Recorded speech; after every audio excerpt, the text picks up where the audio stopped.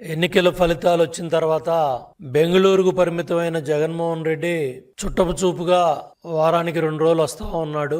వచ్చిన ప్రతిసారి నెలకు 2 ప్రెస్ మీట్లతో కాలక్షేపం చేస్తూ అబద్ధాలు అసత్యాలు వండి వారుస్తా ఉన్నాడు.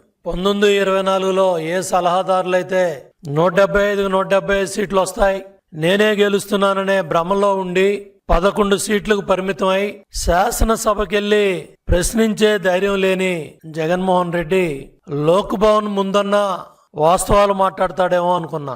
పరదాలు కట్టుకొని 5 ఏళ్ల పరిపాలనలో వేలాది మంది పోలీసులు ఇంటి చుట్టూ కాపలా పెట్టుకొని శాసనసభకు కూడా ధైర్యం లేక అమరావతి మహిళల టెంట్ల ముందు పరదాలు కట్టుకొని శాసనసభకి వెళ్ళావు, పోలీసులను పెట్టి సెక్రటేరియట్కి వెళ్ళావు.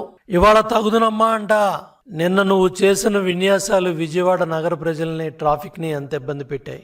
గవర్నర్ గారి దగ్గరికి వెళ్ళేటప్పుడు కూడా విశిక్షణ లేకుండా తెనాలి వెళ్ళినా ఆ బ్యాచే, సత్తినపల్లి వెళ్ళినా అదే బ్యాచ్, చిత్తూరు బంగారుపాలెం వెళ్ళినా అదే బ్యాచ్. ఏంది తాపత్రయం, ఏంది ఆరాటం? నువ్వు ఆరాటపడితే జిందాబాదులు కొట్టించుకుంటే పదవులు వస్తాయా జగన్ రెడ్డి? నీ అబద్ధాలు, నీ విష ప్రచారాలు మానుకోవా?